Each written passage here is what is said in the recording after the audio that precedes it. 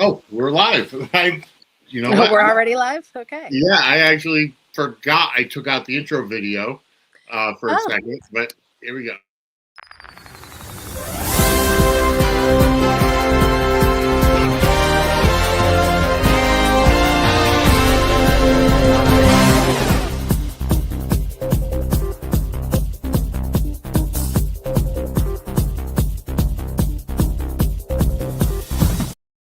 All right, ladies and gentlemen, boys and girls, children of all ages, welcome to Suds News. Oh, I am Vinnie, along with Angela. We're already live? Yeah, I actually. Sorry. And I do apologize for not for being a little distracted right now. He's streaming. He's trying to set up this whole thing where he's on like 37 gazillion different platforms and this and that. He's doing great. Yeah. There we go. Okay. Because I am working on the TikTok simulcast, and trying to at the same time mute my screen or mute my stuff. So I do apologize for all of. There we go. Sorry, folks. If this is going to be a few minutes, I could tell my news. Well, not. All right. Wait a minute. Hold on. That's not what. Okay. Actually, I want to wait because people will come in. Yeah. As we do this. Yes. Yeah. You know what? I did it wrong. So I'm going to end this live and. Okay. Because I work.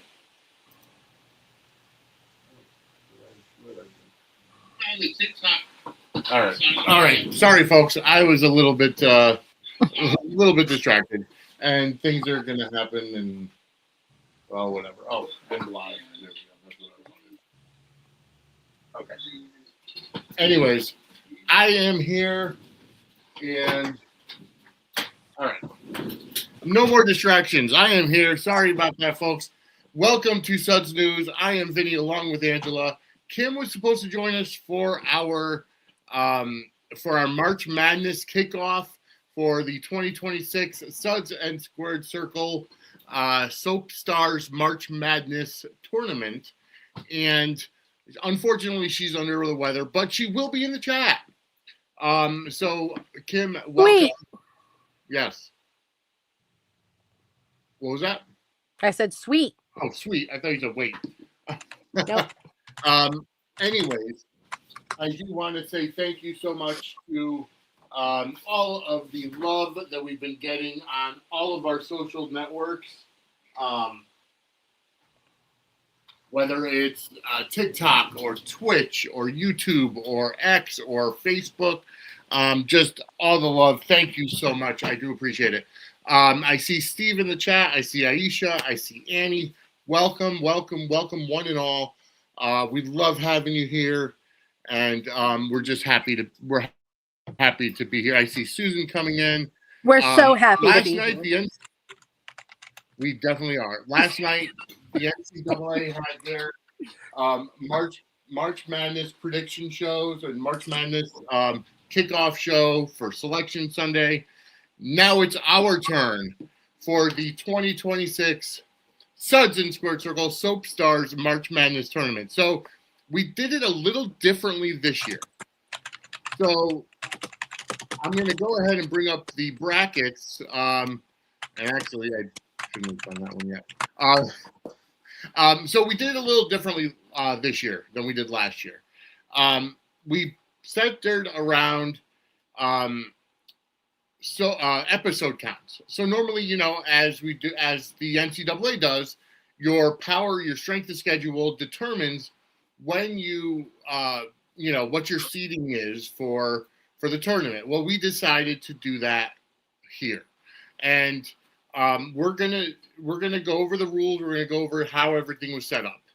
So we're gonna set it up where General Hospital and Days of Our Lives have their own 16 seeds. They have the left side of the bracket.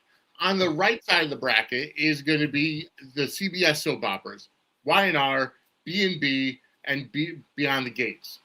Now, we did leave the Bay out of it this year because Kim and I on Dockside at the Bay. It's basically a rewatch episode at this point. So we decided not to include the Bay in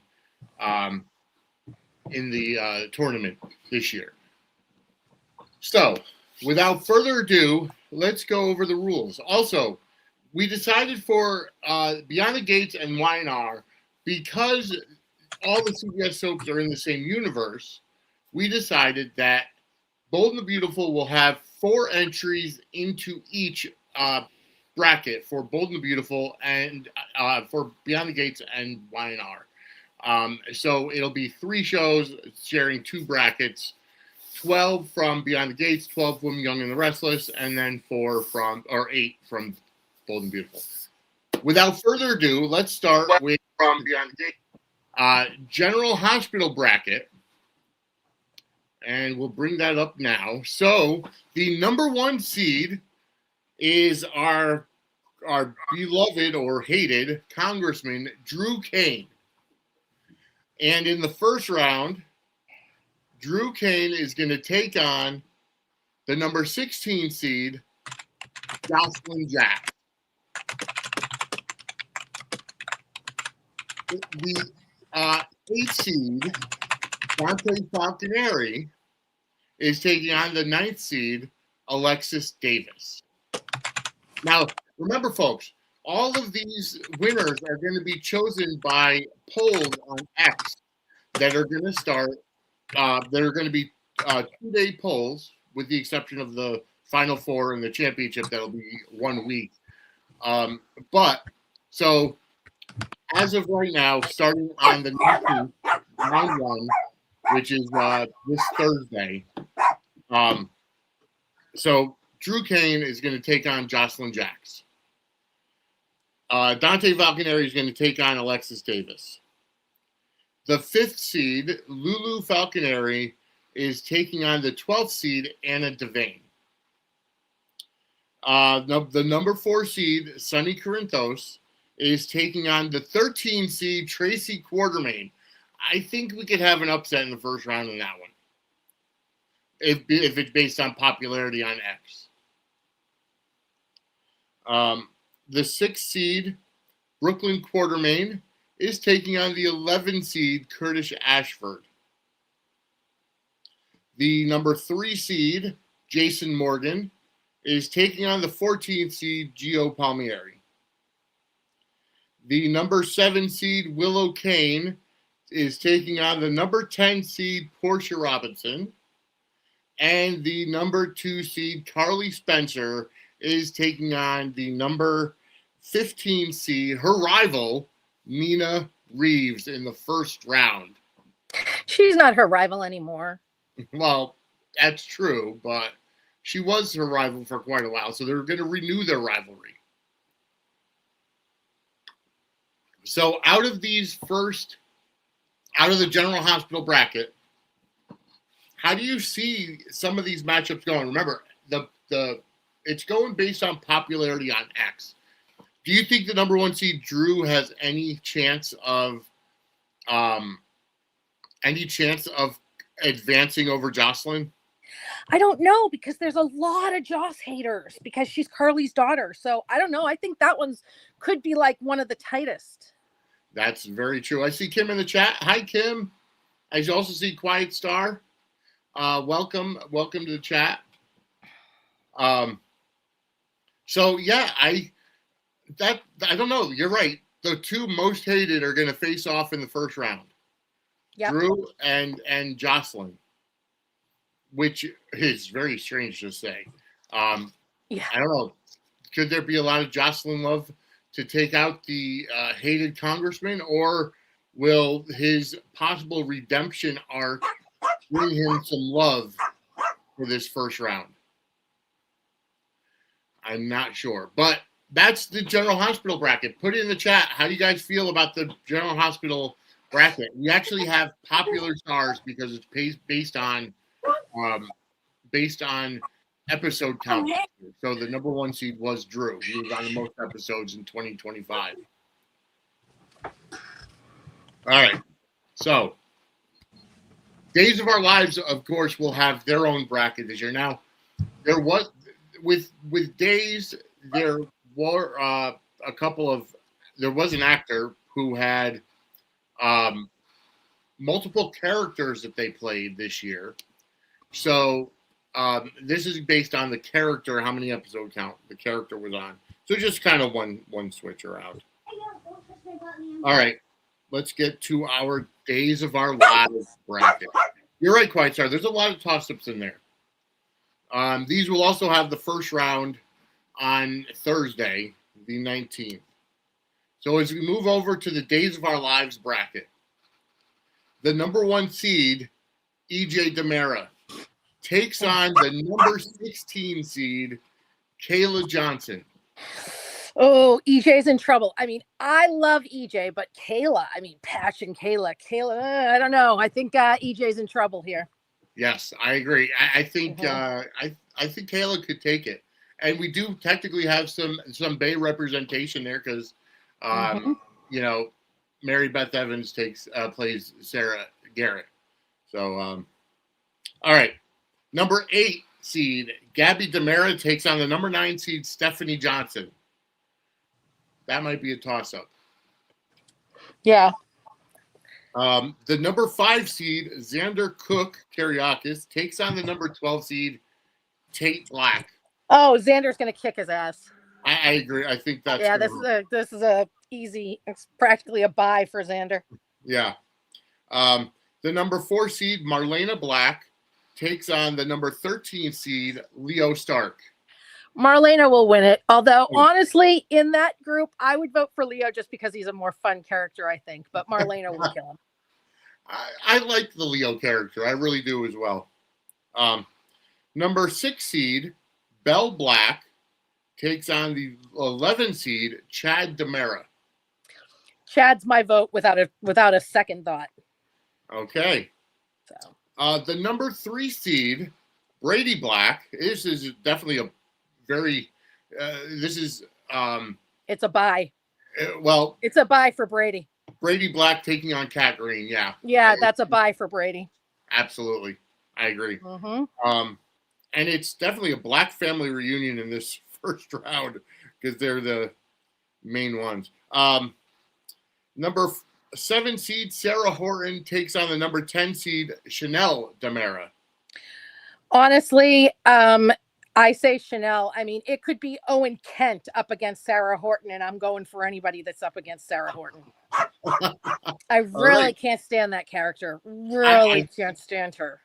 Yeah, she's the Liz or the Robin. The Liz or the Robin to me of Days of Our Lives. And anybody who knows me knows that ain't a good thing. Yes, you're exactly right. You're exactly right. Mm-hmm. And then the number 2 seed Johnny Demera takes on the number 15 seed Alex Kiriakis. So Johnny Demera and Alex Kiriakis. Johnny's leaving. So, I mean, we know that Carson Bowman is leaving. So, but yeah, Johnny and Alex is, staying, but he's in a popular couple with Stephanie. Or is it popular or unpopular? I don't know. I don't watch Days, so I really can't comment too much on it. That could be a toss-up, but I kind of think, I don't know. I think that one might be a toss-up. Yeah. I kind of think Johnny might edge him, but then I also think Alex might edge. I don't know. I think that one's a toss-up. That's definitely toss. How about Kim? Kim, you're the Days viewer. Johnny or Alex? Days too. Oh, well, that's true. You do watch it. Yeah. Oh, that's true, because you were on. What am I, chopped liver? I'm like, it's the first thing I do every morning is put on Days of Our Lives. So, folks in the chat, what do you think about this so far? The General Hospital brackets and the Days of Our Lives brackets, with going based on episode count. So, we're going to move over now to the CBS side. And too loud, please. Remember, so this is going to be the Y&R bracket with 4 characters from Bold and Beautiful mixed in. And the funny part was going through the episode counts, the top 4 seeds are from Bold and the Beautiful. because the top four Bold and Beautiful episode counts outrank all of the CBS soaps. So let's move over to the Y&R bracket. And I know in the first round, the number 1 seed, Ridge Forrester, takes on the number 16 seed, Sally Spectra. I don't watch Y&R, so I can't comment about who the popular ones are there. Ridge against Sally? Yeah. I mean, neither of them are favorites, but I think Sally is much better than Ridge. Ridge is just ass. But go ahead. Well, I mean that could be another upset. Number 8 seed Kyle Abbott takes on his dad, number 9 seed Jack Abbott. Yeah. Jack wins that in a heartbeat. Yeah. The number 5 seed Victor Newman takes on the number 12 seed. I think it's his daughter-in-law, Sharon Newman. Yep. His daughter-in-law and ex-wife. Oh, okay. Actually, ex-daughter-in-law, because she's not married to Nick right now.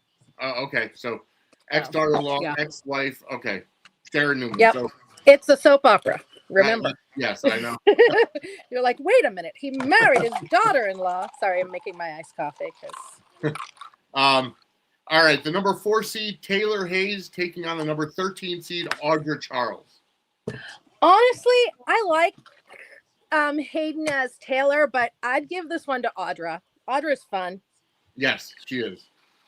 So the number 6 seed, Phyllis Summers, taking on the number 11 seed, Claire Abbott. I could give 2 shits about Claire, but Phyllis, no. Which is actually funny because, well, that would be Nina against Kiki in the General Hospital world. I mean, Phyllis is just, I just can't. I'm sure everybody knows what I mean. Yeah, I agree. All right. The number 3 seed, John Finnegan, taking on the number 14 seed, Diane Jenkins Abbott. Diane with a bullet. Yeah, considering Finn is the Liberty Bibbity guy. Exactly. Finn is the Liberty Bibbity guy, and I'm pretty sure that wasn't really, I mean, he seems very, very sweet, but he plays the Liberty Bibbity thing seamlessly. Yeah. That's the nicest way I can say it. And his character is just boring as shit. The number 7 seed, Nick Newman, takes on the number 10 seed, Billy Abbott. Now, this is a matchup. Honestly, I think I would give it to Nick, but I don't know, because Billy's, I don't know. That one's going to take some thought, but this one's a barn burner, I think. All right. And last but not least, the number 2 seed, a dead woman, Rizawa, takes on the number 15 seed, Nikki Newman. I think that it should be Luna, because, I mean, I love Melody Thomas Scott, but seriously, right now, Nikki is aghast that Victor did something shady. And I'm like, did you go driving with AJ Quartermain? I don't understand what's happening here.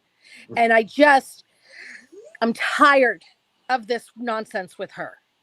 So, yeah. I mean, and I liked Luna. I thought she was a great character. So Luna would have my vote, but Nikki will probably win it.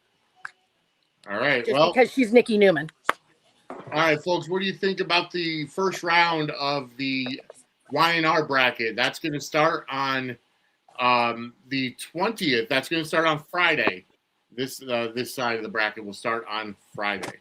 Okay. All right. Moving over to the final bracket, the final quadrant, if you will, and that's the Beyond the Gates quadrant. In the first round, number 1 seed Steffi Finnegan takes on the number 16 seed Martin Richardson. Steffi will probably win that, but Martin should. I think the character of Martin. Actually, I don't know. I was like, wait a minute, Martin. No, I was thinking Ted. Never mind. Martin's pretty boring, but Stephanie sucks is the problem. Steffi sucks. Just absolute ass. So I don't know. Would I take ass over boring for a soap opera? I don't know. I'll have to put some thought into that one too. Yeah. All right. The number 8 seed, Will Spencer, takes on the number 9 seed, Jacob Hawthorne.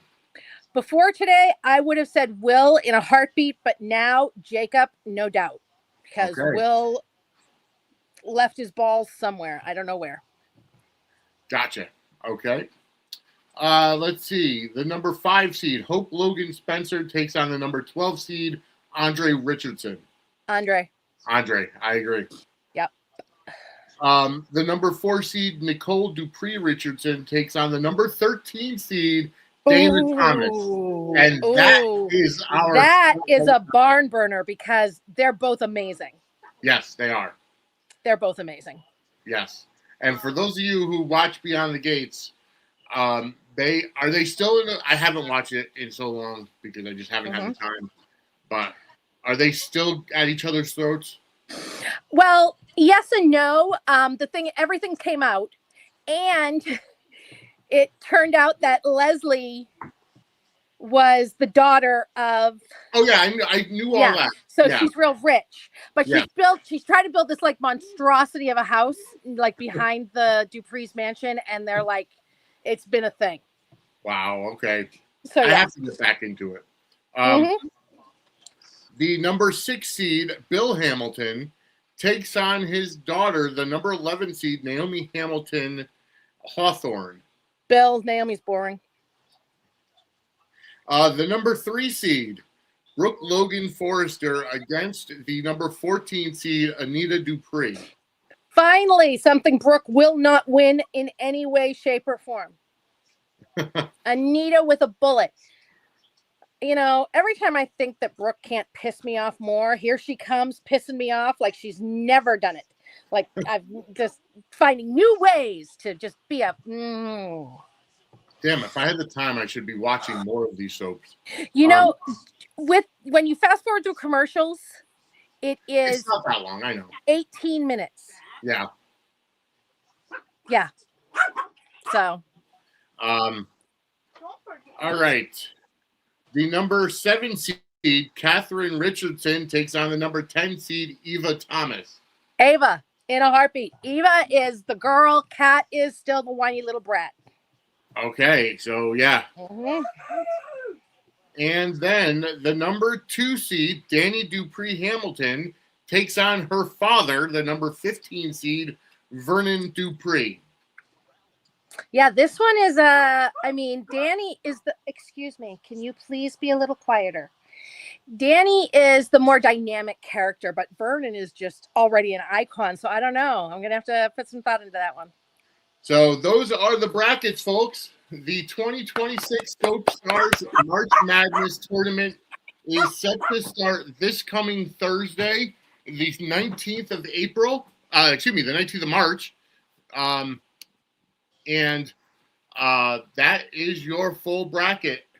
And then in the final 4, it's going to be General Hospital against Days, and Young and the Restless against Beyond the Gates. And then who knows how it's going to be when it comes down to the championship, which is going to be, in April.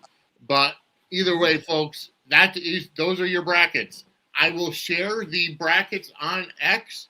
So if you want to download them yourself and follow along and print them out and make your brackets, and I'll tell you what, I'm going to go ahead and put this out there for everybody watching now. 93 people currently tuning in. Yes, you're right, Quiet Star. Cat and Ava is going to be a brawl. For all the people, the 93 people tuning in, whether you're on X, whether you're on YouTube, I'm going to put this out there. I'm going to share these. I'm going to go ahead and share this bracket on X right after this show is over. Go ahead and print out the brackets, make your predictions, and for the person that actually gets the most choices right, and if you get the championship right, then it's going to be awesome. But if make the most choices right, just like the NCAA does, you will win a Suds and Squirt Circle Media t-shirt and get the bragging rights for next year. So I will share this on X. So go over and follow our X account right now at Suds Media. I will share this bracket on X right after this show is done. Go ahead, print it out, and make your predictions. And the person to send them to me, email me, Vinnie, Vinnie, at suds-media.com. Email me your predictions.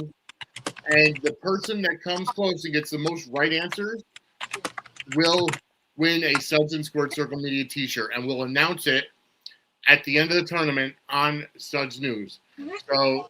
So giveaway time in the moment. Print out the brackets once I share them tonight on our X account at Suds Media. All right. 98 people currently watching. Thank you so much for tuning in. We are getting into General Hospital news now, and a lot to go over. I'm telling you, General Hospital has just not taken a break. They have not stopped. No, they have not. And, it just keeps getting better and better and better. It definitely does. Like, we've said it before, but you go to, you go ahead and go to sweeps weeks and then sweeps months, and they just don't stop. There is so much going on this show right now. And yeah, it's exciting. It is. I have not seen, there's been no let up. Mm-mm. We are getting into, pardon the phrase, the attitude era of General Hospital. It just, we're getting that edginess back. And by the way, folks, today is March 16th. Happy Stone Cold Steve Austin 316 day. So I do see in the chat that Kim said, I don't mind Leo, but I think Marlena has got it. Queen, MBE, Kayla for the win.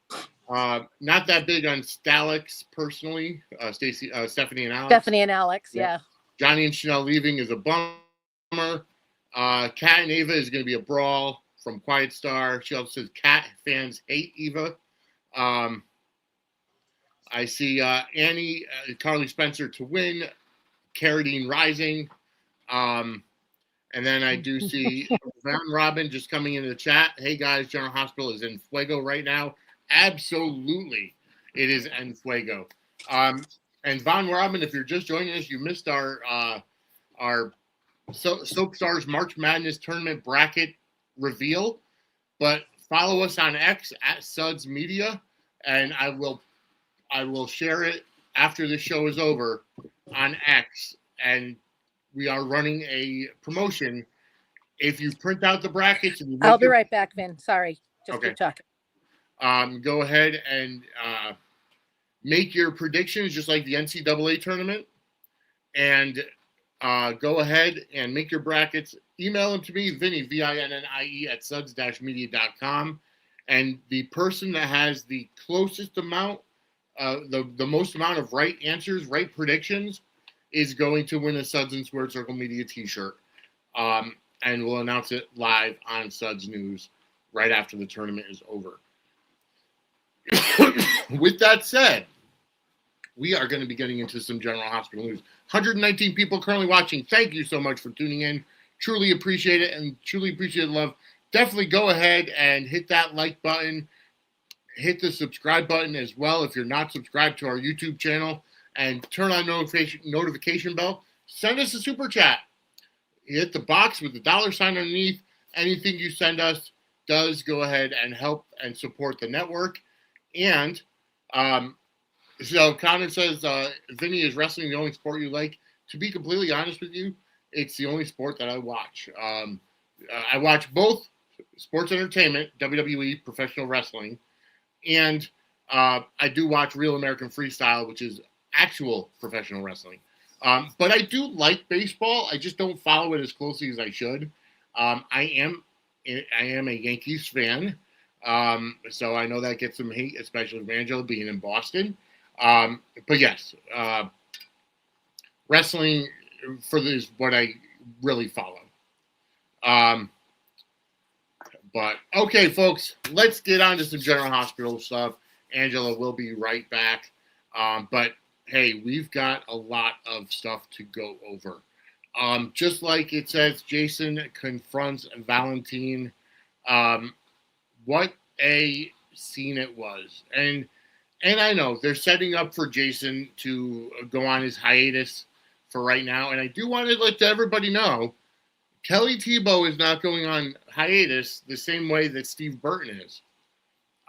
Steve Burton is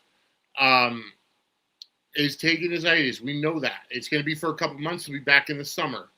And Kelly Tebow is staying put. She's staying on screen. You know, they're setting all this up. It's a storyline, folks. So they're not both leaving. I see Lady Blue in the chat. Hello, Lady Blue. How are you tonight? All right. I'm back. Sorry. Unexpected overnight tonight. So. Oh, okay. Well, we're getting into it. We're getting into General Hospital news, and we're going to start right with the top. Jason confronts Valentin. That was glorious. It really was. Yeah. Yeah. Valentin's like, remembering fondly the sex with Carly. Yeah. And that Jason walks in, and Valentin is just like, nothing rattles him. Yeah. And he's like, and to think, I thought you were going to overreact to me sleeping with Carly. It's like, motherfucker. Yeah. Yeah. Yep. Hello, goodbye, girl. I see you in the chat. Yes. The Carly and Valentin scene was fantastic. Mm-hmm. And then to see it play out, I mean, hell, Valentin is like every other red-blooded American male, that if he had sex with somebody like that, he'd be fantasizing and thinking back about it as well. Yeah. Yeah, Carly's got the good kitty. The men are, I mean, Jason ain't had that kitty since, 96? And, he'd pretty much throw Jake into traffic for her. So, I mean. Yeah. All right. But I did go ahead and kind of, and let everybody know that people on social media are thinking that Kelly Tebow is going on a hiatus as well. She's not. Right. And I don't understand. I don't understand. They announced, Steve announced he was leaving. Yeah. There was all kinds of articles, interviews. Yeah. You don't think that they'd have announced Kelly was leaving? Yes. The storyline is that Jason and Britt are going to go. Obviously, something's going to happen. But, I did correct the person. I said, Kelly's not leaving. It's Steve's going on hiatus, yada, yada, yada. Mm-hmm. But, I love that people are actually getting into the story and staying in kayfabe, because it just works out. Mm-hmm. It really does. Yeah. But, it's it's good that people are getting invested, but try to keep the news site, try to take all the new stuff that you see with a grain of salt. And anybody can DM me at any time. Right. Like always. Anytime you want to DM me, just DM me and say, hey, I heard this. Is it true? Yeah, exactly. Yeah. Nope, you're exactly right. Because you have to double check everything, especially if you see it on Facebook. Mm-hmm. Oh, God, yes. And if you see an article, don't just read the headline. Read the article. And if you notice things like could, should, might, yeah, possibly, then the headline was clickbait and it's not a spoiler article. And also make sure to check the site, that it's not coming from somewhere like Nigeria or something, because those are scams a lot of time. Yeah. But anyways, folks, let's get back to what we were talking about. Jason confronting Valentin. And she's so full of it. She would not be scared to DM me.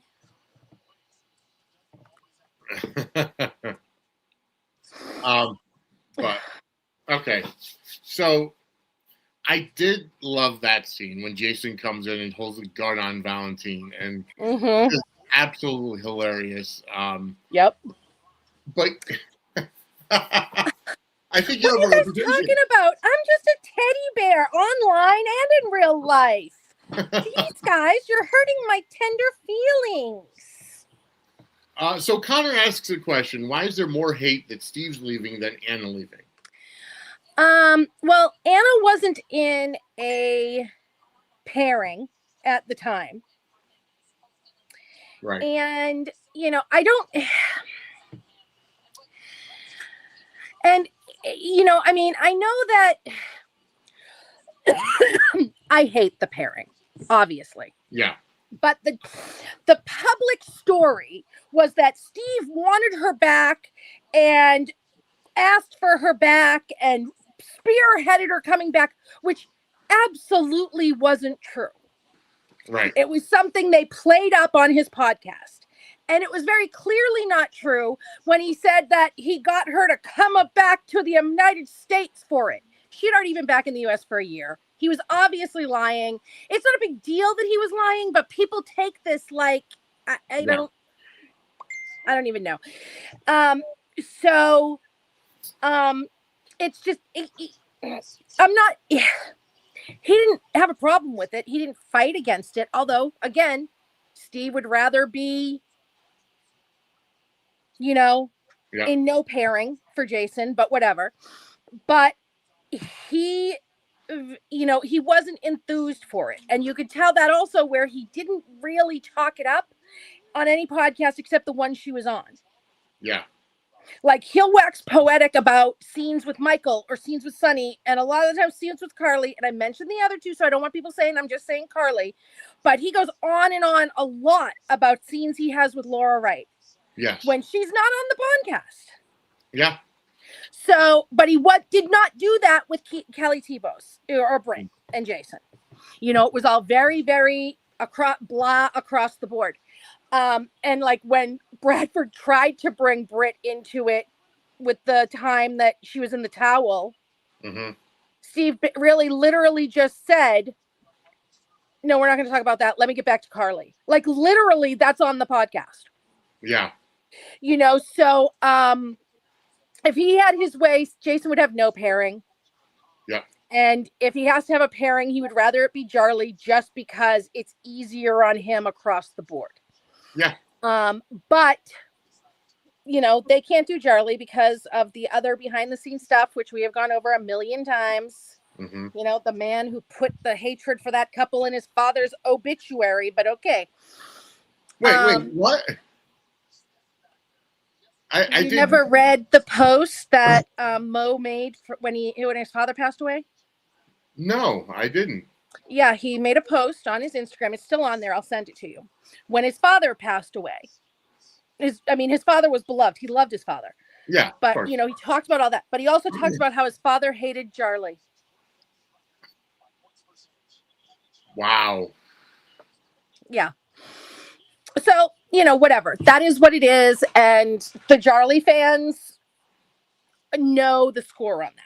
We know we have to wait till whatever. And that's fine. Especially because so many of us are loving Valentin and Carly right now. But that's a whole nother thing. So, Steve's break, he asked for it as part of his contract negotiations. Yes. And it wasn't that he does not like the Jay Britt story or the Jay Britt pairing. He wanted out of it at this point. Yeah. Okay? This is just a fact. Yep. I'm not saying that he always hated it, whatever, but at the point it was where he decided to take the break and he was in his contract negotiations, he wanted a couple things. One of them is that he wanted the break, and the other is that he wanted out of that pairing. And I just wanted to, I just kind of want to build on that before you go on, in that the Jay Britt pairing, it's, what they say about exes? It's like, it's like trying to shove shit back in the hole. It doesn't work the second time around. And honestly, they can put couples back together on a soap, but the problem is And anybody who hasn't seen this on screen, plain as day, especially you put his what should be emotional scenes with Britt up against his emotional scenes with Carly that he had just this last week. 180 He degrees. is giving her nothing. Right. He is playing them so flat. He is giving her absolutely nothing. And she's trying to make up for it by overacting. And she just looks crazy. Yep. If the AI gods are listening, clip this segment. Right. So, it could have worked. Mm-hmm. They had a following before, but it's not going to work when Burton is Burtoning out of their scenes. It's just not. Right. There's no way it can work. And I mean, there is history of, and I mean, he didn't hate Kelly Tebow, but Bo and Hope, the actors, hated each other for years at the beginning of that pairing. Hated each other. Wow. Did not speak off screen. Like, viciously hated each other. Wow. And they're one of the most popular super couples of all time. That's great. You know what I mean? Yeah. So it can be done. It's called acting. Yeah. Burton is refusing it. And it wasn't because he hated Kelly. He didn't want the pairing. Yeah. And no, I'm not even going to go there. So he didn't want the pairing. We're going to leave it at that. We talked about it more in the Zooms. We're going to be doing the Zooms every 2 weeks. So we talked about it more in the Zooms. We will again, because there's more tea all the time. Mm-hmm. But yeah. So are we ready for the next part? Before you get there, you did mention the behind the scenes drama with the reason why Charlie is not together. Do you think there's some type of resentment between Steve Burton and Maurice Bernard because of that? I don't think there is because of that. I have a feeling that I don't know. I don't know if anybody saw The State of Mind with Kelly Tebow. I haven't yet. She was completely off the charts. Yep. But Mo surprised me when he was talking about, he said, I know Steve doesn't want to talk about this, and he didn't want to talk about this, and he doesn't want to talk about, but what he went through in his marriage, no man should ever have to go through. That was so inappropriate of Mo to say anything about it, because Steve has been very, very careful to not talk publicly about the situation, aside from saying that the baby wasn't his. He has not bashed her in public, nothing like that. Right. Yep. Because they have children, one of whom is very small. Yep. I have my issues with Burton. The man adores his children, and he tries to be a very good father. Yes. And I commend him, because that was a horrendous situation. I commend him for keeping his children first. Yes. Mo should have respected that. Agreed. And it really makes me think that they had a falling out. And the way Mo talked about him leaving, like it was hurting Sonny or something too. It was very weird. And they filmed this in December. Yeah. And he's not leaving until like next week or sometime in the next few weeks. It's still unclear totally, although I think he's taken at the end of this week, but it's still unclear what his last. So it's not like he did what the other guy did and just walked out one day. Right. There was months of planning in advance. Yeah. You know what I mean? So he didn't leave anybody high and dry. Right. He gave the show time. Yeah. His family is moving to Nashville. It's a big move. They have to settle the kids. They have to do a lot of things. They have to get the house ready for all, there's a lot of stuff. Yeah. So he wanted the time off. And he's taking it. And there's nothing wrong with that. I mean, he's literally scheduled to be back on set early June. Yeah. And by the time he filmed, he'll be back on stage. He'll be back on screen for probably either end of June, beginning of July, because they can do 2-week turnarounds. Yeah. And they'll get him back on screen quickly. I would assume that it will play into July sweeps. Yep. But he did not wrong Kelly Tebow by taking a break. No, he did not. Period. End of story. She still has a job. And even if the powers that be had fired her because he didn't want that pairing anymore, even that would not be on him. That would be on them. Because if they decided they didn't want to write another story for her, that's on them, not him. Right, exactly. However, that's not happening. Before you get to your tea, and we're going to keep teasing this if we have to. Coretta puts in the chat, I'm not a fan of Jason abandoning his son for Britt. It just seems wrong. He said before that he was okay with leaving his kids when they both had their moms around. Yeah. But now he is Danny's only parent, which makes sense. Yeah, honestly, I know. I'm sorry, you go ahead first. No, I was just going to say. Stuttering over my words here. No, it makes sense. Although Danny's a teenager now, and he does need a parental father figure. I did like Jason going to Michael saying, I need you to step in and help out. Those scenes. It was my great. Heart. I want him to have a good man to. Oh my God, so good. Yeah. See, my issue with it is that, and again, it's not. I don't care in the grand scheme of things because kids are props to me. However, it is wrong for Jason to leave his kids. It was wrong for him to plan to, run away to Canada with Carly and tell Sam that her and Danny can't come. Mm-hmm. It was wrong for him to, it is wrong for him to put Carly in front of his children. I laugh about it because it's a soap opera and it doesn't matter. And I'm more laughing about him putting her in front of the women. Yeah. And the kids are just kind of sides with that. But again, he had also said, I knew they had moms. Yeah. And there's really no reason he has to, if he wants to put Britt in hiding, he can do that. Right. He doesn't have to go into hiding with her. He could even put guards with her. Mm-hmm. You know what I mean? He doesn't have to go into hiding with her. Hell, they can hide her in town. And not only that, like he was saying today that, when Sidwell finds out he's going to come after Sonny, isn't he going to also come after Danny?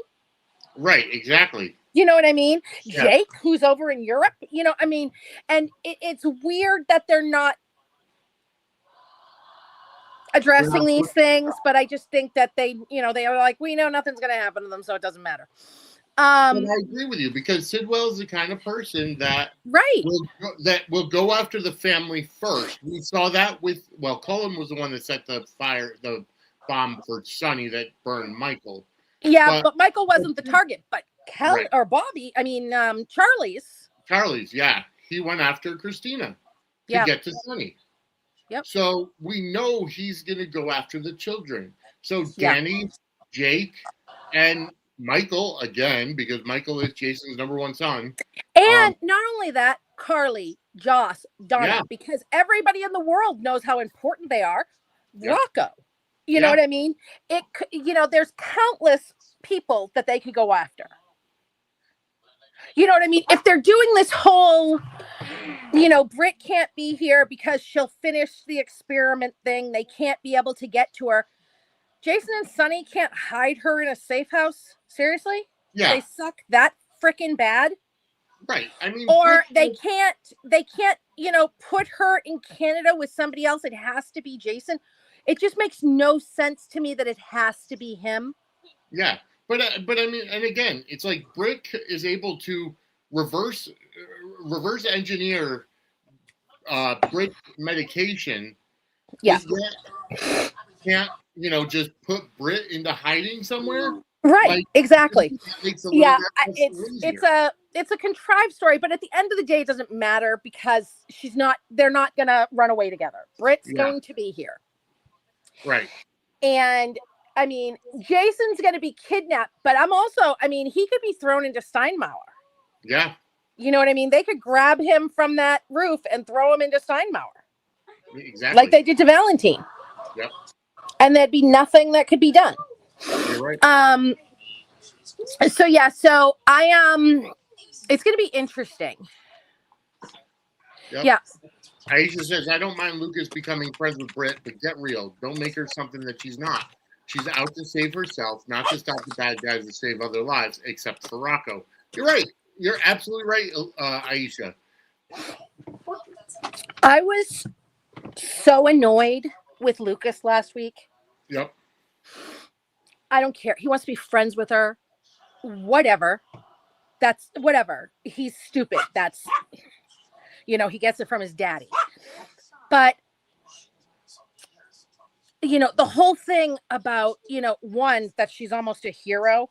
What? Yeah. No. And two, Lulu is his cousin, and they were raised together and were close. Yep. I have said this multiple times the past few weeks. Britt could save a school bus full of nuns holding orphaned newborns and get burns over 98% of her body. And if she lived, Lulu and Dante would still be right to tell her, stay away from our child that you kidnapped. Yep. Seriously. Yeah. You're right. And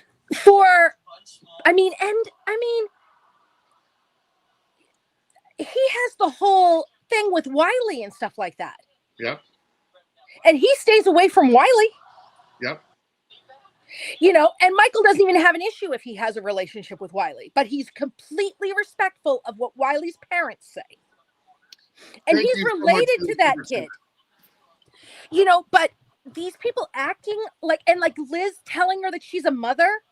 Yep. She's not. She's a kidnapper. I understand she gave birth to him, but she always knew he wasn't hers. Yep. And what she did to Lulu and Dante was heinous. She used their last embryo, and she knew that there was no other chance for them.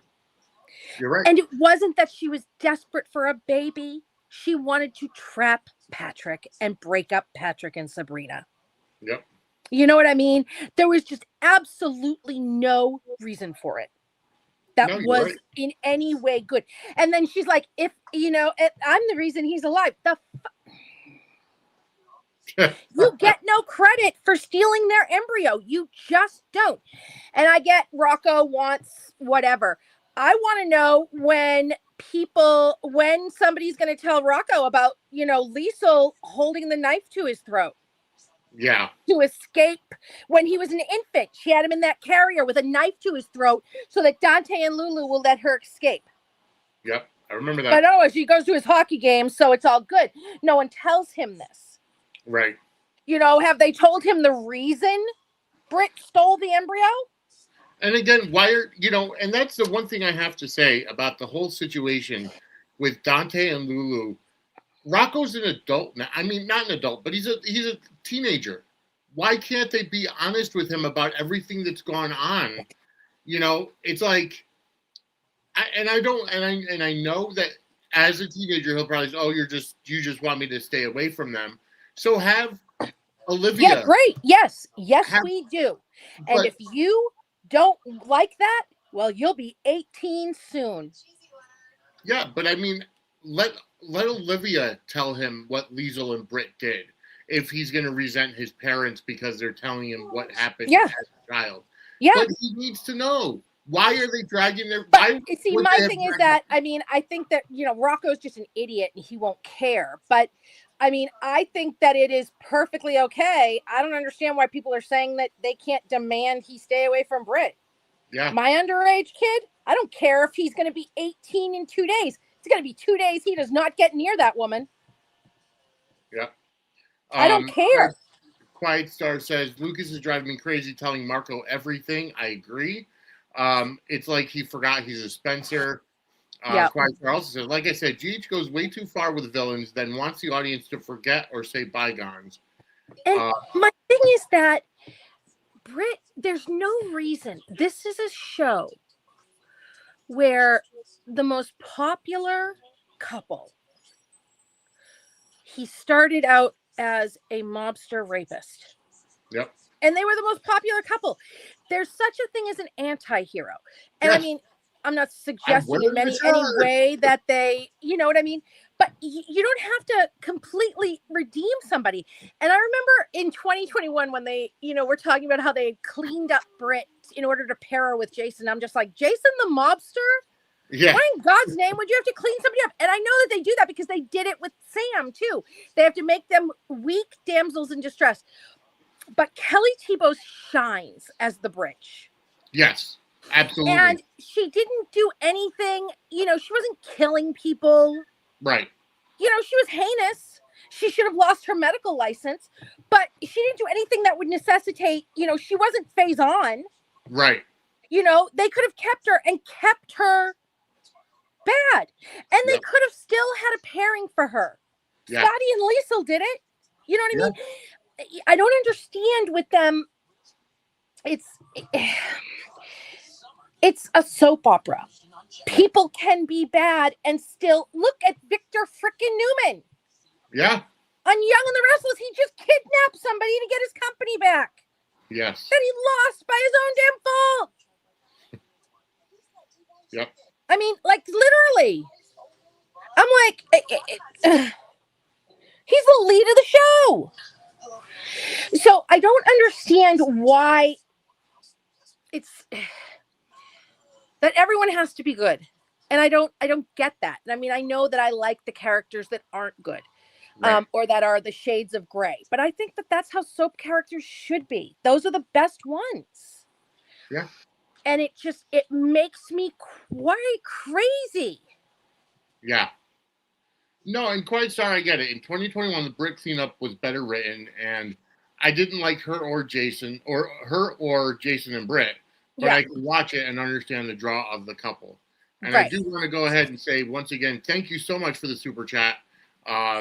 Saying, we love you too, Amanda. Yes, we do love you, and that will definitely help support the network. And folks, you could jump on and also send us supers to support the network as well. Again, the supers enter you to win a Suds and Square Circle Media t-shirt every month for the year of 2026 if you want to help out the network as well. Okay. I think part of the problem this time, though, is that they brought her on and they were leaning into the bridge thing. Yes. And but they just kept reversing things so much. Yeah. That it was, is she a damsel? Was she a prisoner? Was she there willing?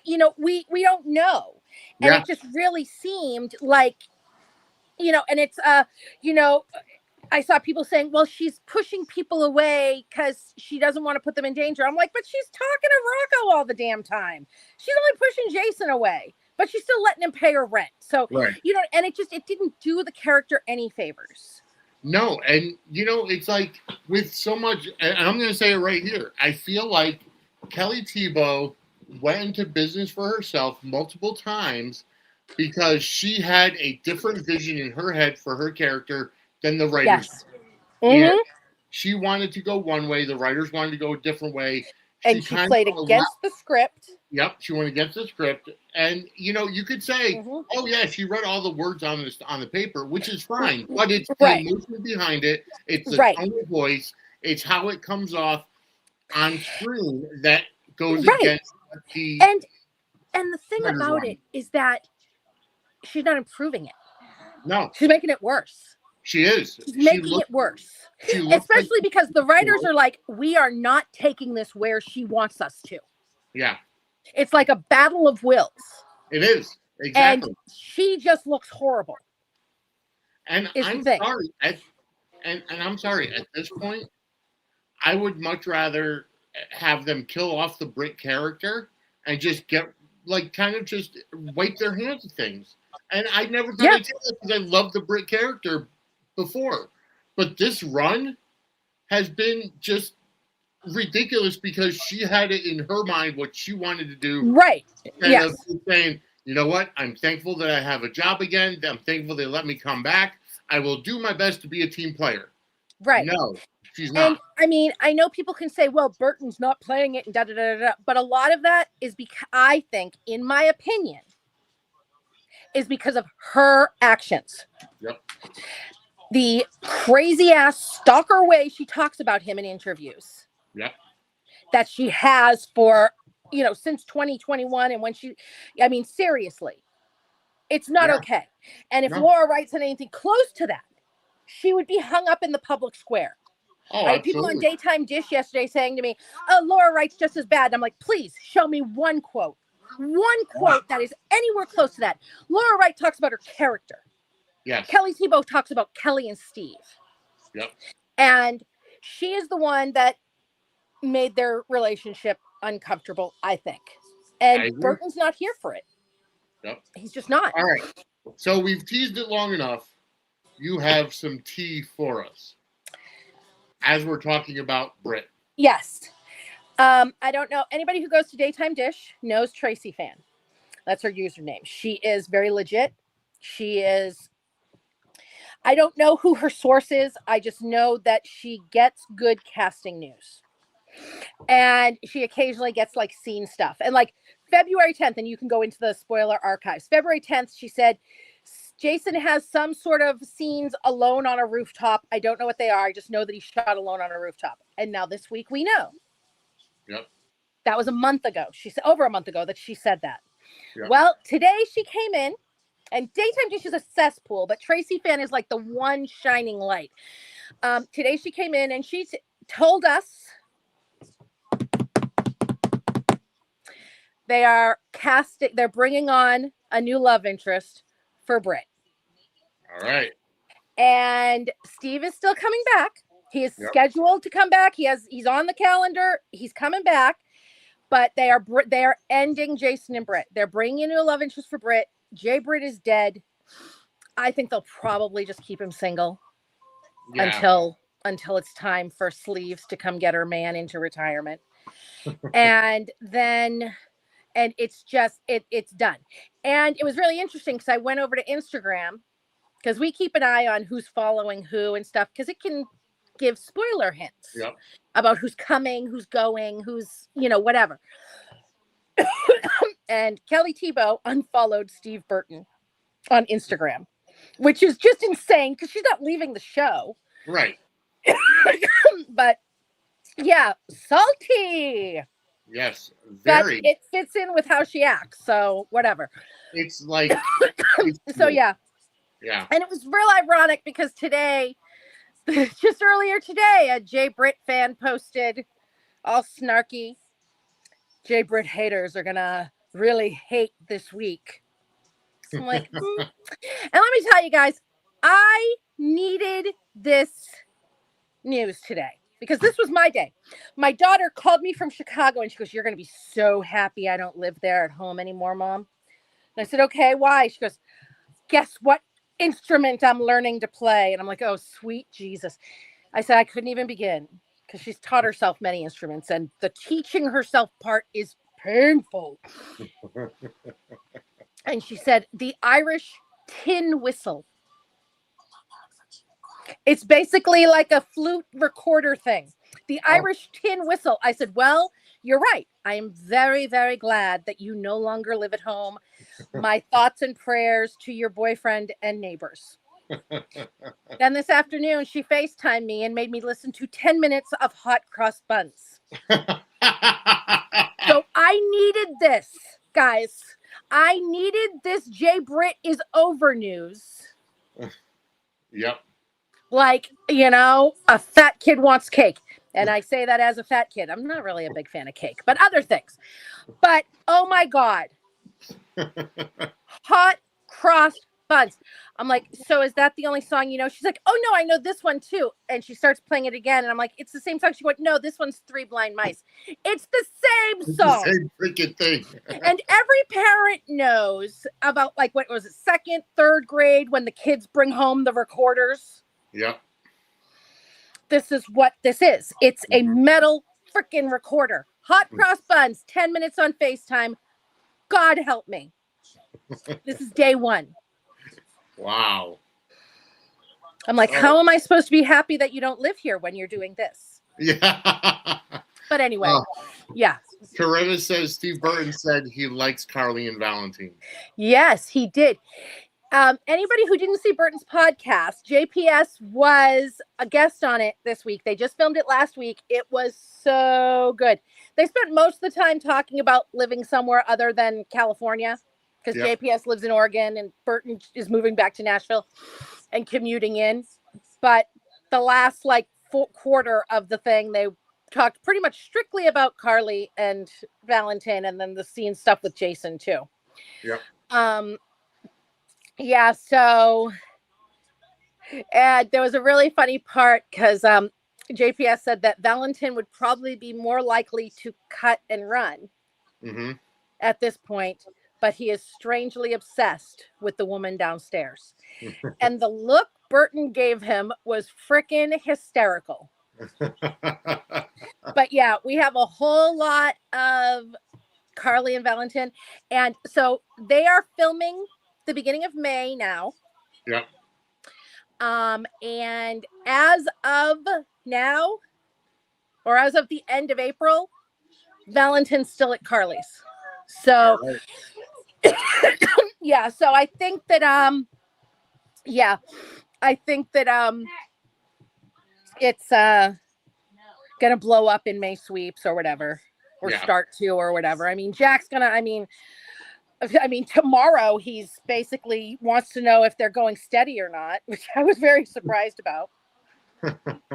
And on the podcast, he was like, with everything going on, it's a really bad time for him to be falling in love. And I'm just, yes, sir. That kitty is something else on that woman.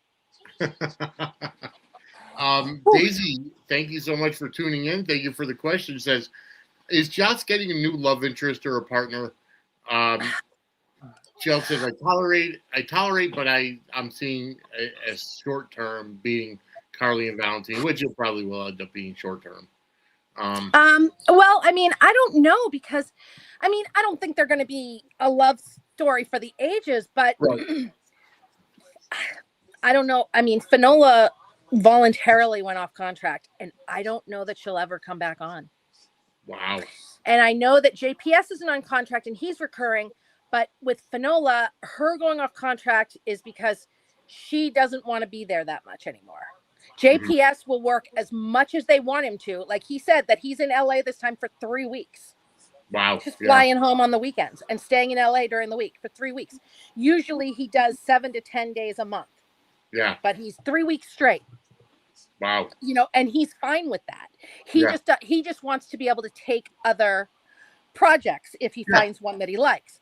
With Finola, she wants to be there less. Right now, she doesn't want to be there at all. Yeah. And I mean, they're not even doing Robert's death stuff until she's ready to, and they're anticipating the earliest is going to be his fall. Wow. This past weekend was his memorial service in Palm Springs. Oh, okay. And she was there. I think she is. I don't know. I haven't heard anything that she's sick. She's put out a couple of videos that don't look great, but I mean, that could also be, I've heard that it's a lot about grief, but I don't know. A lot of it's just rumors, except for the fact that she's off contract and wanted to be, and they don't know if she's ever going to come back any semblance of full time. Yeah. That's why I think that they could keep Carly and Valentin going for a while. Yeah, which makes sense. I mean, it's a good hot pairing. Yeah. So, Daisy, it seems to be. Daisy asked, for those on X that can't see the questions, why doesn't she want to be there? Is she fed up with the storylines? I don't think she's fed up with the story. No. It's because of Tristan's passing. Right. From what I heard, and this could just be a rumor, what I heard is that after Tristan passed, her grief was more overwhelming than she expected it to be. And being at GH, knowing that he was never going to be there again, because it was such an integral part of their, they were very, very close friends. Neither of them wanted the Robert and Anna pairing, but they loved Robert and Anna as BFFs and co-parents and yada, yada, yada. And they had worked together for so long and were so, so close. From what I hear, it's just too hard for her right now to be there, knowing that he will never be there again. And it's about grief. Again, that's just the scuttlebutt around the water cooler. I mean, mental health takes a big hit. And and it happens at different times in different ways for different people. Yeah. So yeah, it's hard. Yeah. So always when somebody passed away, because and you know what, General Hospital had such a run of losses over the past year, from Leslie Carlson to to Tristan Rogers to Tony Geary to Leslie Weber. I can't think of her name, but Denise Alexander. Judy Francis. Oh yeah. Denise. I mean, it's been, and Jackie Zeman wasn't that long ago, and she was, I mean, these people, they're all so young, and they were also young when they started, and they all kind of grew up together. You know what I mean? It's not just coworkers. It's so the work that they do together is just so more closely bonded than most regular coworkers. Yep. And they just, she's, I mean, I don't even want to think about what's going to happen if she's still around when Ian passes away. Yeah. I mean, they are, all but, married. If he wasn't gay. Like, really? Seriously. I didn't know he was gay. Yeah, he's married. Oh, I did not know that. Yep. Also lives overseas. But they're still very close. He was like the godfather to at least one of her kids. She's very close to him and his husband. I'm just, these people are, they were just, and back in the day, it's not as much now, but back in the day, the shows were more like family. There were a lot more big ensemble things. They, more people taped together, and they were all there at the same time. It wasn't as sectioned as it is now. Right. And now it's more like a regular job. They don't get as close. The people who have been around a while are close, but they don't, it's not, new people aren't usually getting as close long term as they did back then. Right. So it is a different thing. Although JPS did say today, he was talking about Laura Wright. He replied to something somebody said. He goes, "Isn't she great? I've been waiting such a long time to work with her like this." Mm-hmm. I said, yeah, you have. All right. So I love that for me. Okay. So anyway, new pairings coming for Britt, not Jay Britt. Right. Yeah, throuple. Yeah, Steve Burton's going to play a throuple. Man won't even play a couple. Good Lord. Yeah, no. So, ding dong, the Jay Britch is dead. Let the joyous news be spread. All right. Aisha says, Joss doesn't seem to know or care about what's going on with the rest of her family, specifically Michael and the kids. Nothing to say about Congressperson Willow, the lying liar who lies, bud. So I don't think she cares about what Willow's doing. No, that's small fries compared to what she's working exactly. on. Yeah. I mean, theoretically speaking, it'll probably end up coming to pass because Joss is interested in the Sidwell thing, and Sidwell is closely tied to Willow. It'll all come out during some type of sweeps, whether it's May or July or whatever, or April or whatever. But who knows? And not to mention, Joss has her own stuff going on right now, and she's just not involved. That's just all it comes down to. Yeah, she's got her own thing going on. She knows that Michael's okay. I mean, if he was like up on charges or something like that, I have no doubt that she'd be all up on it. But, she knows that he's okay. So, hi, Shauna. Welcome to the chat. She says, I hope for Britt and Drew or Britt and Brennan, but there is a love interest coming. So, I don't think. Yeah, they're bringing in somebody new. I would have loved Britt and Drew. So, yeah. Exactly. All right, so let's move on a little bit because we're already. I mean, we had our bracketology earlier. So everybody who are just joining us, 198 people currently watching. Thank you so much for tuning in. I am going to go ahead and show you our 2026 March Madness Soap Stars March Madness brackets. And let me move that out of the way. So It is General Hospital in one quadrant, Days of Our Lives in the other, in another quadrant. Got Y&R and B&B and Beyond the Gates and B&B. They have one full side. The CBS soap operas set up. It's going to start this coming Thursday with all of the first round matches of General Hospital and Days of Our Lives brackets. Remember, all of these matches are being determined by X polls. So stay tuned. That morning, I will put it up for a 2-day poll of all the first round of each of the days. And tonight, when this episode ends, make sure you're following our network X, which is at Suds Media. I am going to post this bracket up on our X feed. Go ahead and save it, print it out, and fill it out. Give us your predictions. I want you to scan your predictions and email it to me, vinnie@suds-media.com, because if the person with the most amount of wins, prediction wins, will win a Suds and Squared Circle Media t-shirt. So make sure to follow our X at Suds Media and print out the bracket, because you could possibly win a Suds and Squared Circle Media t-shirt. All right, so those are our brackets for that. All right, moving on. We did see, so I will say, you mentioned earlier, Jason and Britt being in a throuple, but I'm going to tell you something that we see definitely a triangle that seems to be having some kind of start, and that is, and we've been talking about it for weeks now, Jacinda, Michael, and Christina. And I'm telling you, every time Jacinda and Christina are in the same perimeter of each other, there are sparks of flying. I know, whether it's intentional or not, it's insane the natural chemistry those two have. Yeah.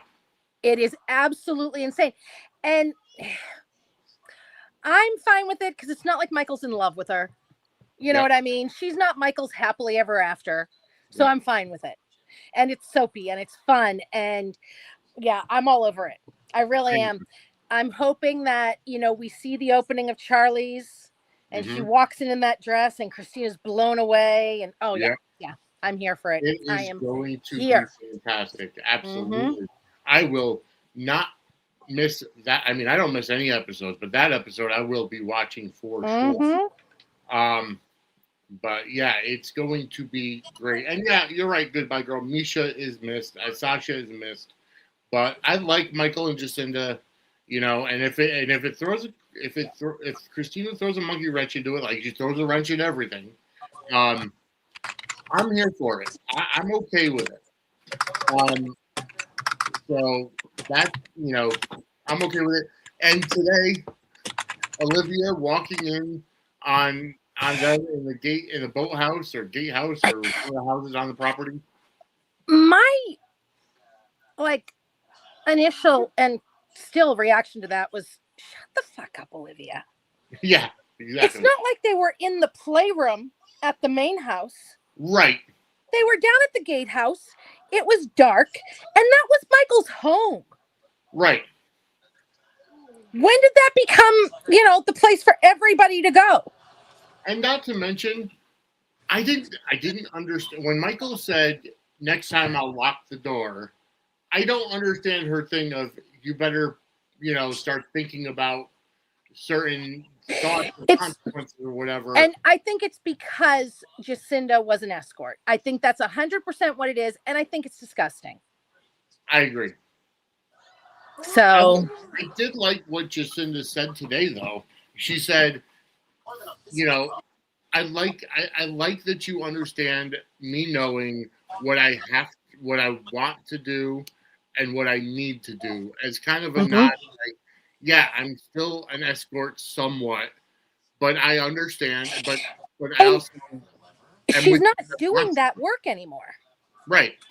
So, except for Ezra, apparently she's still. She told him that she gave him her number. That's she's right. Yeah. Not seeing him. It's in case things fall through. That's right. Yes. Yeah. Well, if your sexual relationship ends up falling through, folks, I know somebody that you could talk to get some venting out.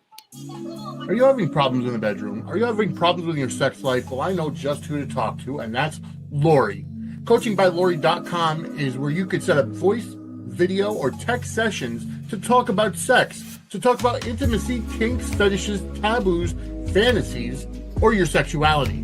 You could talk about coming out and what to expect when you come out. Lori is a sex therapist and talks about your sexual health. Lori's offering all new clients 20% off their first session with the coupon code WELCOME. That's Coaching by Lori, LORIE.com. Coupon code WELCOME, WELCOME, for 20% off your first session. All right. And check out Lori if you need some help distinguishing and with your sex life. Goodbye Girl says, was Olivia throwing her pizza peels in the gatehouse? I don't know. It was more along the lines of Leo needing his retainer. Right, but why wouldn't Olivia knock? Right, exactly. Just in case somebody's in there. Yes, exactly. Yeah, I was not happy with Olivia today, and I think it was 100% due to who Jacinda is, and she just needs to shut up. She Agreed. really does, because yeah. Agreed. All right, so let's fast track some more of these stories. Curtis and Portia, Jordan's taking her pregnancy test, and we'll find out tomorrow what it says. I don't think we do find out tomorrow. I think that's a misdirection. Oh, okay. Curtis asked her if she was disappointed when she found out. Right. I think there's a very good chance he could be asking her if she was disappointed when she found out he's the father of Portia's baby. Yeah. I think there's a really, really good chance. I might be wrong. Wouldn't be the first time. My children would tell you. Everybody, a lot of people will tell you. Go over to Daytime Dish. They'll gladly tell you. But I really think that's going to be a misdirection. And that's not what they're going to be talking about. Because here's the thing is that tomorrow is still the same day as today. Okay. So, yeah. Yeah, I really think that it's going to be that and not. Yeah. It's definitely a possibility. But either way, I'm just tired of that whole story. Like, I really am. From, it's okay that Curtis is with Jordan. It's okay that Isaiah is with Portia. Trina is still stuck in the middle because she's putting herself in the middle of everything, although now it seems like they've lessened that a little bit, but it's still, it's an ick. I'm just over that. Yeah. All right, so moving on to the Nathan, Lulu, Maxie story. Apparently, from what I saw, Alexa Havens needed Kirsten Storms to talk her into doing this. Yes, which I thought was really cute. And I got to tell you, I loved when Maxie and Nathan were arguing about it. And he was like, well, why? And she went, because she's mine. As a girl with a BFF, I felt that to my core. I felt it to my core. Now, it's a soap, and I like Lulu and Nathan and whatever. Yeah. I think her and Maxie can overcome it, seeing as how they overcame the whole baby Georgie thing. Yeah. But I absolutely loved her visceral, but because she's mine. Loved it. It was so real. And from a guy's perspective, it's like, okay, you're with him. If she and I have history and have feelings for each other, what's the big freaking deal? And Maxie's like, this ain't got shit to do with you. It's not about me wanting you. I want her. Boy. And it's like, but you can't have your cake and eat it too. It's like she wants Spinelli and then Nathan being off limits for Lulu. It's like, I liked Tracy saying they're not toys. Maxie doesn't get all of them. Yeah, But exactly. again, it's not about that for Maxie. It's about, and I get that with Girl Code, but this is a soap opera and this is what we're doing. And it's soapy. And I like it. They have chemistry. I feel bad for Alexa, but they have chemistry. Yeah. Yeah, exactly. You know, if you know, you know. Yeah. So Maxie wants Lulu to pick her over Nathan. Yeah, exactly. Which makes no sense to me, but it's she's just a girl standing in front of her best friend, asking her to pick her.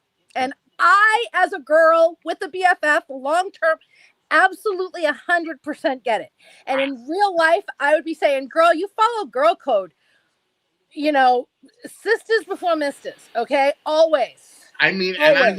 and I've also heard bros before hoes, but I've never subscribed to that theory. I don't feel that people are off limits because of a friend dating them. Like, well, I mean, Maxie was married and had a child with Nathan, so that was also a little bit more. Agreed. But yes, and I mean, I understand, and like, because Maxie was also saying, you know, who was I was getting, she would be who I talked to when you started dating someone, because of course there would still be feelings about that. And, you know what I mean? I also wouldn't want to wish my son's mother on anybody, whether I like them or not. So I mean, oh my God, right? So it's the same. Yeah. Like, I would try to talk them out of it just because Exactly. That was me with my ex. Yeah. Guys, we had an ice storm up here, and I was divorced, and my ex-husband had a generator, him and his new wife, and the kids stayed over there. It was like 7 days without power. I stayed in my house, and he's like, you can come stay at my house. I said, listen to me. When we got divorced, I swore I would never spend another night under the same roof as you. Yeah. And it's not happening. It was like down to like 20 degrees in my house. I was snuggled under the blankets, like a big pile of blankets with the cats and the dogs. I still had hot water, so I would take a warm shower and then get back.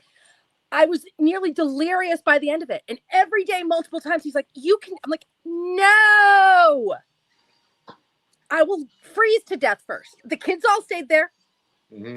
I had no problem. Absolutely. You go be warm and have fun. I'm good. I told the kids that I had to, stay at the house to take care of the pets. But he knew. And make sure that the pipes don't freeze. Oh God, the pipes there was no make sure the pipes don't freeze.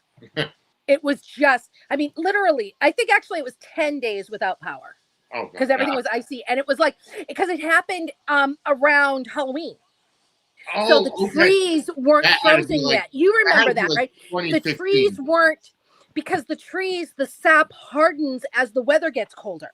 Yep. So that's how they withstand the winter storms and the snow and all of that stuff. It was so early in the season that the trees hadn't hardened, so they all came down. Yeah. Woo! Yeah, it was bad. But yeah, and I have no regrets. None. This is how badly I would never wish my ex on somebody. Yeah. So I mean, that's a different story. But with Nathan, with Lulu and Maxie, it's like Maxie's trying to say, no, I don't want you to be with him because you're my best friend. Right. And I still love this man, Right. It's obviously going to be seen differently from a male and female brain. But, right. We saw that on screen. Yeah, exactly. We did. Now it's just a matter of Dante and Nathan having that talk and to kind of talk things out. Woo! Yeah, Dante's doing that whole stiff, and I'm a guy. It's all. Yep. Yeah. So that was really funny. But who did he talk to about it? He talked to somebody about it. He talked to Elizabeth. Yeah, he talked to. Was it Liz that he talked? Yeah, I guess it was Liz, because that's his next pairing. Yeah, that was Yeah, because he was, I mean, you knew that anyway, because at the end, when he was booting them out, he said that he had to take a phone call or make a phone call, but he just sat in his chair and was like, and again, it's not that he wanted to be with her, but it's just like, you kind of think that, and I still think Dante and Lulu are endgame. We're just not there yet. Right. Exactly. And it's a soap opera. Yes. They're too young for endgame. You're right. Yeah. So 229 people currently watching. Thank you so much for tuning in. I truly appreciate everybody tuning in. Go on. You were going to say something before I interrupted you. Me? Yeah. For anybody who's just tuning in who didn't hear the announcement, they're bringing in a new love interest for Britt. Yes. Time of death. Jay Britt. Now. I mean, not now, but you guys know what I mean. Yes. It's such a celebratory thing. We can spread the celebration. Yes, exactly. It could be like a Mardi Gras, like, a reverse Lent kind of thing. We'll celebrate for 40 days and 40 nights. Yes. All right. Yeah. So let's see. All right. So let's move on to the baby Jane Doe. Brooklyn seems to be getting very attached to the baby. Yeah. Is this foreshadowing that Brooklyn and Chase are going to end up adopting this baby? Yeah, I have a feeling that they're going to want, because they're not going to be able to, so they're going to want to like foster her and fall in love and want to adopt her. And I just have a feeling that she's going to end up being Ethan's. Yeah, especially with Ethan. But he's just short term, and and it could be, very angsty. And then, they'd probably get to keep the kid anyway. But I mean, I don't think Brooklyn and Chase are long for this world. No, I agree with you. I think that they're done by the end of this year. And again, that's not done forever. I'm saying this round. Yeah. They are too young to be together forever. And they've set up the ending of them. And especially if they get that baby, she's going to be like, you're not paying Willow any attention right now. We got a baby. Yeah, exactly. And he's going to be like, but Willow, and she's going to be like, baby. All right. So before we move on to any more current stories, we're going to get ready to hop into our DeLorean. And because we're going to be traveling. We're sending you back to the future. This is our Today in General Hospital History. So I'm going to go ahead and turn it over to Professor Angela. Just so you guys know, this next year on March 16th, one of the things on this list will be, today we found out they're casting a new love interest for Britt. And our long national nightmare of Jay Britt is over. Just saying, it's important to mark occasions. All right. This is one of my favorites. 1998. Nicholas told Lucky that Luke had raped Laura. And Lucky went and confronted Luke, who told him the whole story. And those were some of the most, they were raw and uncut, but they were so beautifully done. And they did them with flashbacks. And Luke made no excuses for himself. He was honest. He told his kid everything. And it was and Luke was heartbroken that he had to tell that, that story existed, that he had to tell his son that he had done. And Lucky, it was, Luke had been more than a hero to him before that. It was, he couldn't possibly want to be more like his father. And it was like every shred of anything, any trust, any, it was like finding out the earth was flat for Lucky. Yeah. And Jonathan Jackson and Tony Geary played it. If you haven't seen those scenes, you really should. You should also watch the ones where he confronted Laura. And that one was really nasty. And Lucky was just, his parents had, I understood where they were all coming from. Mm-hmm. Laura was like, I don't owe you every part of my life. But at the same time, they had claimed to have this open, tell him everything relationship. They Yeah. were, they were the love story to end all love stories. And he at the time was helping Elizabeth through her rape, Right. which compounded this for him. Yes. Such good scenes. Anyone hasn't seen it, March 16th, 1998. YouTube has it. Go, run, don't walk. 2006. This is so anticlimactic after that. Any of these would be anticlimactic after that. Yeah. Carjack had their first kiss. Carjacks. Carly and Jax. And then she was like, no, we should be just friends. And they agreed. And then she's walking away. And then he grabbed her and pulled her back and kissed her again. Anyway, 2012. Maxie was not ready to say goodbye to Robin. But you know Yes. who was? Who has two thumbs and was ready to say goodbye to Robin? Me. Yep. I remember that. Always. I'm like lab explosion fan first. Yeah, Ethan short term, goodbye girl, but that could mean a lot of different things because Nathan's short term too. So who knows what it means? Yeah. 2018, Griffin learns Peter's secret that he's really Owen Kent and he's obsessed with Stephanie in Salem.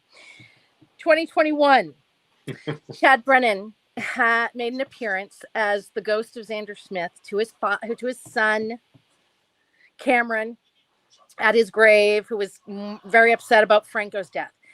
Those were really good, and it really made me long for Xander to come back and be daddy to his baby. I loved Xander. Loved the character of Xander, played by Chad Brennan. Loved Xander from day one. Loved him. So I really liked that. Mm-hmm. And finally, in 2022, March 16th, Anna learned what Victor's dastardly plan really was. So that was today in General Hospital history, March 16th. All right. There you go. Thank you very much, Professor Angela. A couple questions. Aisha asks, was it also Nicholas who told Lulu about the rape? I think so. I think it was. I can't remember. I'd have to look it up, but I think it was. Yeah, I mean, I remember very clearly the Lucky and Nick fight. Mm-hmm. But yeah, I think it was Nick too, because he was just like, no, nobody's going to be impressed with Lucky or with Luke Spencer. But could you imagine if social media was around back then when, these scenes happened with Luke and Lucky and... Well, I mean, those were really well done. The problem would have been like they couldn't get away with what they did with Luke and Laura now. Right, of course. Because when they decided to pair them, when they had them do the rape, Tony was still supposed to be a short-term character. He was supposed to die at the end of the arc.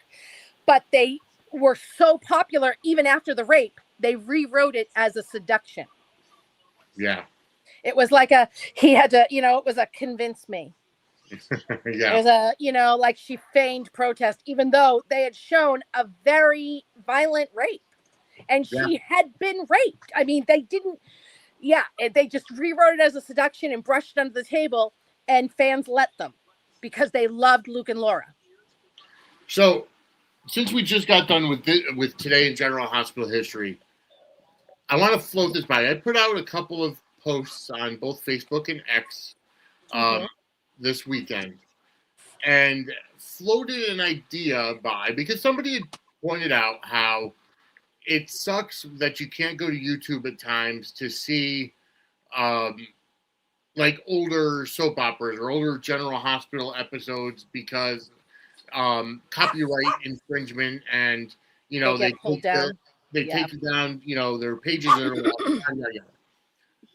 and I started thinking, and we've been talking about it, that Soap Opera Network was 20 years too early. And yeah, absolutely it was. I think it would do much better now. Okay, so that's my question. If I started a Kickstarter campaign to try to get the rights of some of these older soap operas to start a soap opera streamer, how many people do you think would donate to it to get it started? I think a lot would, but the thing is that it would be so. The problem is, and I mean, There's definitely an appetite for it. ABC ran, yes, there is. The problem is that so much of it is owned by different companies. Of course. A lot of it was destroyed. I still think they could do it. I still I think agree. that they could gather up what they have and see what each company is contributing and just, split the profits equally. I know they'd have to pay to digitize and stuff only because the equipment Yeah. to air the old stuff Yeah. doesn't exist anymore. Right. To even air it, they have to digitize it, and that's money. Yeah. But if you get a third party company that comes in, and I'm going to take Fusion Media for example. Mhm. I'm just going to throw that name out there because that's the only company I could think of, and maybe it doesn't even exist anymore. Mhm. But Fusion Media was the company that was behind Classic Sports Network, which is now ESPN Classic, and they started a number of different networks for classic films. Mhm. So if you get a company like that comes in and says, listen, we want to start this soap opera network for old soap operas and have it as a streamer, we will pay to digitize it. What would be the licensing fees or to buy the footage outright? I think it would be great. And I mean, honestly, with Procter and Gamble being back in the soap opera business because they're back with Into Beyond the Gates. I mean, there's another problem they'd have, but other shows get around it. Supernatural gets around it because back in the day, soap operas used real songs. Yeah. Like my favorite, absolute favorite, the song that was playing on the jukebox at Jake's. When Jason walked in and saw Carly dancing in front of the jukebox, laid eyes on her for the very first time, was Melissa Etheridge, I'm the Only One. Wow. How foretelling was that? Yeah. That song could have been written about the two of them at this. And it was, I mean, I don't know that they knew that or it was just going to be, it was just a popular song, but they, and they also had, Milk by Garbage and Nobody Knows. I mean, there's so many. Yeah. Oh, yeah. Wrestling was the same way. Real songs. And so they'd have to pay. But like Supernatural did a lot of big songs too when they were airing. And then when they released them on DVD and stuff, they changed the music. Well, it's the same thing with WWE. When they air it, they get the rights for that one airing, that one night. Right. And then in subsequent releases, they replace it with a generic. Exactly. And that's not a big deal. Right. I don't, I mean, with soap operas especially because it's not as much. Yeah. You know what I mean? A lot of the music that was played was written in-house anyway. Right, yeah. And then, when they had a big song or whatever. Mm-hmm. And but it is another consideration. Yeah. And it is more money. So it's a possibility, and it's definitely something that I would love to work on. So they all, a lot of them have floated it. Like when General Hospital has their Spotlight channel. Yeah. It's gauging interest. Yeah. It's gauging interest. And I mean, honestly, I would love it if the current soaps floated it by putting up more of their archives. Yeah. Or more of like ABC owns All My Children, owns One Life. You know what I mean? They could put up some of that stuff. Yeah. And there are other ones that the other shows that others can do. I would love that. I would too. I think it's just I just think that it's all this. It's like soaps are like really the only genre that you can't go back and get that stuff. Yeah. You know what I mean? I mean, I can go back and watch the entire 70,000 years of Law and Order SVU. Yeah. I can go back and watch. Yes, B&B is posting their old episodes on YouTube, like back from day one. Wow. They post new ones like every day. Yeah. And that's been great. Yeah. And you know what I mean? Guys, watch that stuff. Even if you don't want to watch it, put it on in the background while you're cleaning. They don't know that you're not watching it. Put it on while you're sleeping, a playlist. Because let the me more tell you- views it gets, Yeah. the more views it gets, the more interest they think they have. And that is why they're doing it. And let me tell you that as a WWE fan, when WWE launched the WWE Network in 2014 and put all of the archives that Vince had accumulated for over the years and the older stuff and some of the original programming, we paid $9.99 a month for everything. Ever since they moved it to Peacock, and then they've split it up where the old PLEs are on Netflix. They have the new PLEs on ESPN. They have, there's still some stuff on Peacock. There's other stuff elsewhere, and it's like everything is so disjointed, and we've lost a lot of the libraries because they're not there, and they've started doing stuff on YouTube. I think YouTube may be part of the future of streaming. Yeah. But at the same time, I think it would be beneficial for a lot of these older folks. Because somebody also pointed out saying folks want to get new viewers, but then don't allow their fans to put stuff online because it's copyright infringement and whatever. And I'd be fine with that if we could watch it somewhere. Right, exactly. So if they're not going to let me watch it, then let me freaking watch the edits. Yep, exactly. Don't worry, Shauna. Autocorrect sucks. I knew what you meant. Unbreak My Heart was a really good song. Unbreak my heart. And a great video, too. Tony Braxton is fantastic looking. I'm sorry. I will. Oh, my God. Absolutely. She is sex on a stick, that woman. But, yeah, so it's something I'm thinking about. I might start sending emails that, trying to find out a cost that, ABC would license the rights to All My Children, One Life to Live, because Disney Plus obviously is not doing anything with them. And that could bring more people to Disney Plus. Yeah. I mean, my daughter just sent me a video on Facebook Message Place of her playing the Irish tin whistle. Well, with that, folks, Angela has something to watch. No. I'm not in a rush. Just kidding. I love you, Katie. But all right, so we've almost been at this for 2 hours. We've talked about a lot of stuff. A lot of fun. So we're going to go ahead and end this now. If we missed anything, we'll hit it next week. Mm-hmm. But I do want to go ahead and reiterate, we are running a promotion for our 2026 Soap Stars March Madness tournament. Go over to X, follow our network account @Suds Media, because after this show is over, I am going to go ahead and post the full bracket of the 2026 March Madness tournament. I want you guys to save the picture. I want you guys to print it out and make your predictions. Send those predictions to me, Vinnie, VINNIE, @suds-media.com.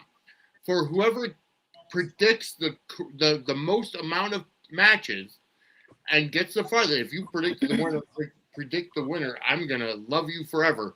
But if whoever predicts correctly the most matches will win a Suds and Squared Circle Media T-shirt for free. From us, and we will announce it live in Suds News after the tournament is over. I wish I could enter. Yeah. Make sure to check out our X feed @Suds Media, because that's the only place to vote starting this coming Thursday. So, anyways, Angela, where can everybody find you? They can find me at the Show Business. They can find me at Angela Ryan Duncan on Facebook and Instagram. They can find me at Brooklyn74 at Twitter. My God, the coffee's kicking in.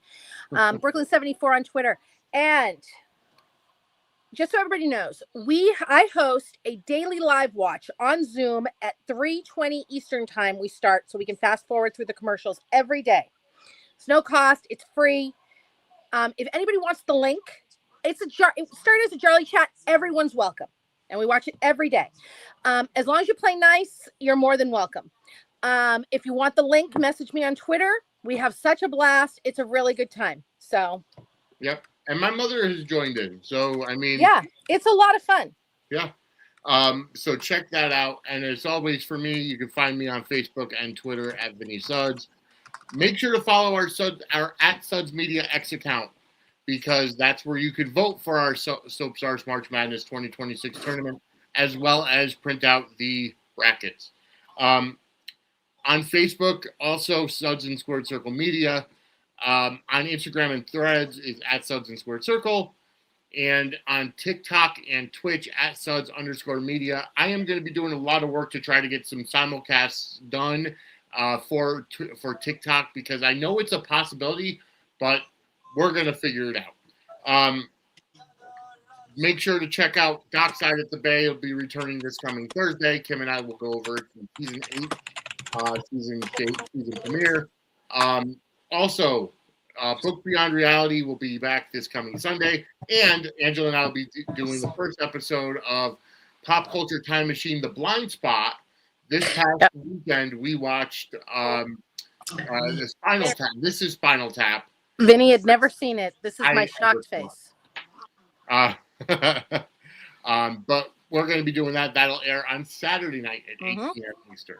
So make sure to follow us, suds-media.com, which brings you to our YouTube channel. Hit the like button.